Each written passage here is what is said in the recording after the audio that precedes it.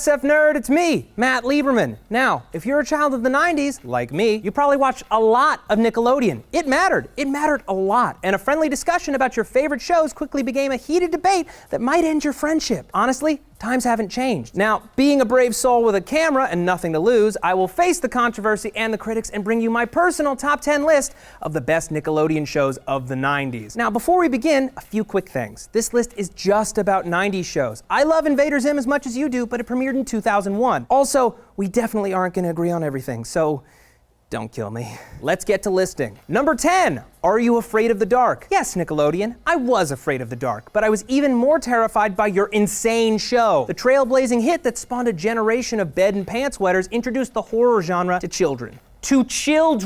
It was a crazy, irresponsible idea that we all loved. The show introduced America to evil clowns, creepy old ladies, and the incomparable Mr. Ryan Gosling, meow. For these reasons and more, it earns its place in history. Number 9, Kablam! An oft-overlooked gem in the Nickelodeon catalog, this amazing collection of shorts was one of the funniest shows ever to air on the network. Kablam was home to amazing series like Life with Loopy, the brilliant Prometheus and Bob, and of course, Action League Now. Action League gets an extra special mention for being one of the most immature riffs on superheroes ever, way ahead of its time. Filmed using action figures, the show felt like some kid was playing with real toys that had the dumbest powers imaginable. The Flesh was super strong, super naked, and super stupid. Thunder Girl flew like thunder? Stinky Diver swam from toilet to toilet, and Melt Man melted.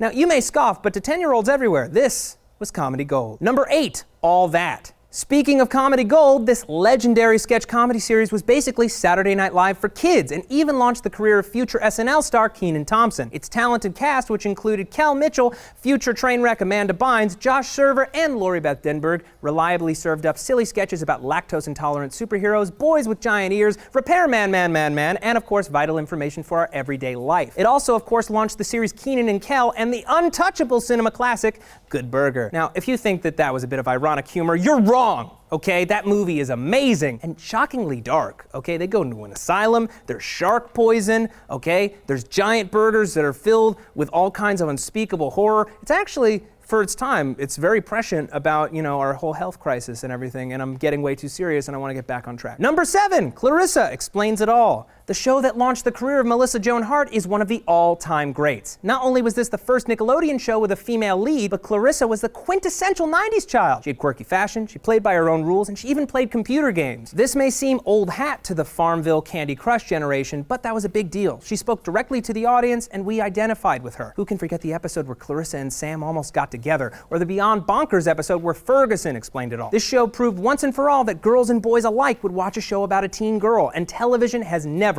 been the same. Number 6, Nickelodeon Guts. Do you have it? Guts! I don't remember that part of As a flabby Jew who hated sports, even I wanted to compete in their intense physical challenges. Kids from around the globe tested their skills in high-octane sporting events that almost exclusively featured bungee cords or a tank of water. They'd vie for glory, bragging rights, and of course, a glowing piece of the radical rock. The aggro crag. Climbing the crag looked like basically the most fun thing ever, as contestants were showered in foam rocks, smoke, and 8 metric tons of glitter. A huge part of its success is also attributed to its host, future Glee dad Mike O'Malley, and the official referee, Moira Quirk. Since we're halfway through the list, we should see how we're doing so far. Let's shoot it over to Mo. Mo! Did we get Mo? No. What do you mean we don't have the budget? This is the internet. Anything's possible. Did we even try calling her? Did we even try calling her? I'm doing a whole thing and we didn't even call her? This was on the schedule. Okay, fine. It's your fault if they don't like me. Number 5, Doug.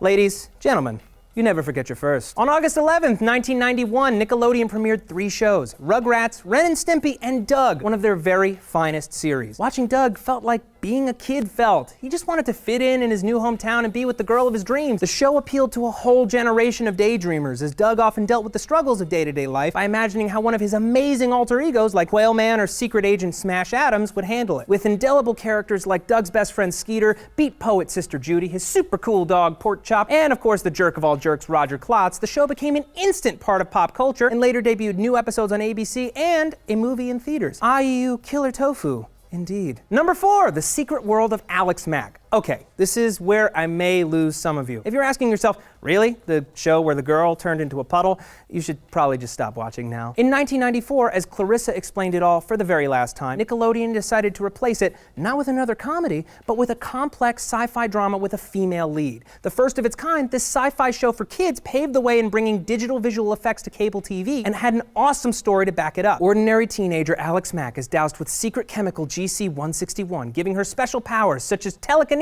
and turning into a puddle. A very cool puddle, but still a puddle. She must keep her powers a secret as the creator of the chemical wants to imprison her and use her for medical testing. Equal parts action, drama, and suspense, Secret World was a huge step forward for kids TV and proved that girls could kick just as much butt as guys. Number 3, The Adventures of Pete and Pete.